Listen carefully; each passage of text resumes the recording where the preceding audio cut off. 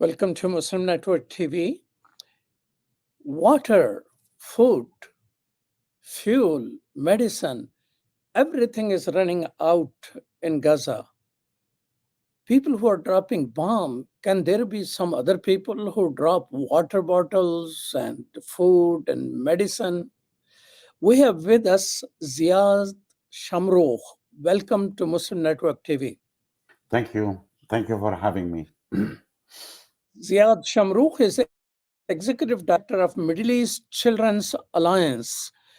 Share with us what is the situation of water. I was watching a couple of days ago a nurse who was rescued from Gaza, an American, and she says that they have food only. Doctors Without Borders, she was working with, have food just for 2 days, and water was already gone, and their Palestinian staff was struggling to bring in a little bit of water here and there. So, what is the situation of water right now in Gaza? Yeah, it's terrifying situation. It's really for the people living in Gaza Strip right now. They struggle to have the basic needs, and one is the water, clean water. Gaza is out of clean water, and for especially for the people they are living in north of Gaza, and the people they are living in the shelters, which they can't access clean of water. We are in touch with our staff on the ground in Gaza Strip. We are in touch with our partners and our volunteers. And the main demand for them right now is, of course, the ceasefire. At the same time, they want to have the basic needs and the water, to have water, drinking water. People in Gaza Strip right now is drinking contaminated water. And if we go back to the history, part of the Israeli collective punishment to all Palestinians in general, and especially for Gaza Strip, that people in Gaza Strip, they face difficulties to access clean water. Part of our project in Mecca, Middle East Children's Alliance, is to build water purification and desalination systems in Gaza Strip, and especially in schools, in United Nations schools, and in kindergartens. And we build a few community water systems. Since the attack on October 7th, and from the second day, the Israelis, they cut, actually part of the collective punishment on Gaza Strip, they cut the water, the power, and no medicine, no fuel to get in Gaza. So the people and the bombing continue, will destroy their infrastructure for water to access clean water. In addition to that, the damage actually reached the infrastructure of the sewage system too, where the pollution is become doubled here. And I just want to go back to the history. United Nations and many human rights organizations, they announced in 2012, Gaza Strip in 2020 will be out of drinkable water, because the aquifer in Gaza Strip, the only aquifer in Gaza Strip, is already polluted. 97% of the water is polluted in Gaza Strip.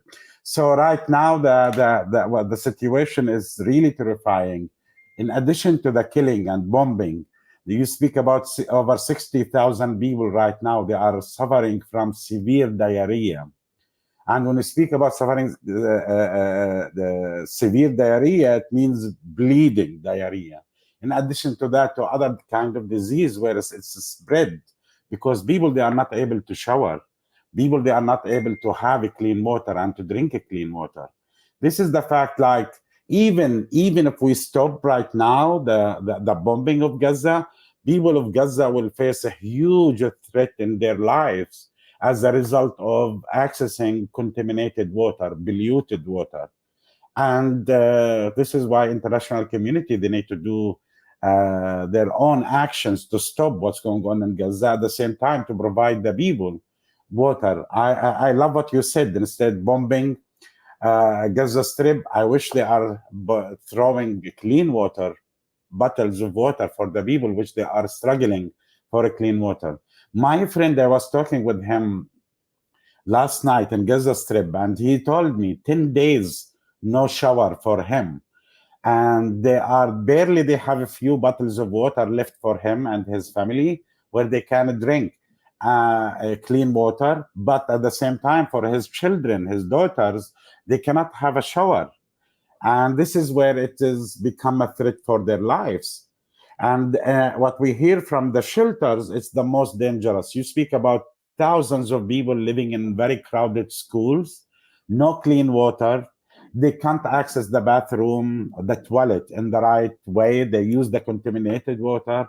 Sometimes the children, they reach out to contaminated water. And this is the reason why this kind of disease right now is spreading all over Gaza Strip. So, Ziad, initially a month ago, Israel announced they will cut off the water. Was water coming from Israel, which they are cutting off? What is the story of water? Why, was that the main source of water?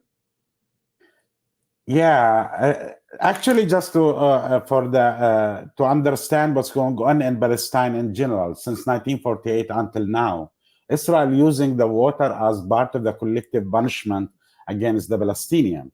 If we look to the water resources in Palestine, all the historic Palestine, we have enough water. Actually, we have 8 aquifers, 4 aquifers actually based inside Israel, 3 aquifers, they are based in West Bank, and 1 aquifer in Gaza Strip. The aquifer in Gaza Strip is already polluted. 97% of the aquifer is polluted. It's out. You can't use it for a human to drink water there, for anyone in Gaza Strip. So it's Palestinian, they are depend on water in Israel. Yes, the Palestinian side, Gaza Strip, they are receiving most of their clean water is coming from Israel. And this is what one of the first things that the Israelis, they used to punish all the people in Gaza Strip, the 2.3 million people they are living in Gaza Strip. In addition to that, to the rest of the water systems, for example, they have different kind of purification, different sizes of the water purification and desalinization systems in Gaza. And these systems, it was working, but right now it's no power. They don't use, there is no power. You can't, it's not function well. Even there are small size systems, which they are in Gaza, which they are function on the solar panel. It's facing too. They are facing a problem there because they need to change the filters all the time and to be sure that the water is treated very well to be able to deliver clean water to the people.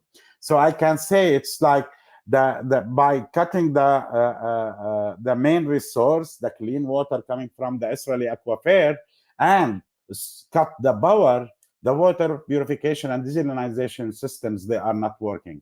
And for the history, I want to. Ziad, that water coming from the Egyptian side. Is water coming from that side?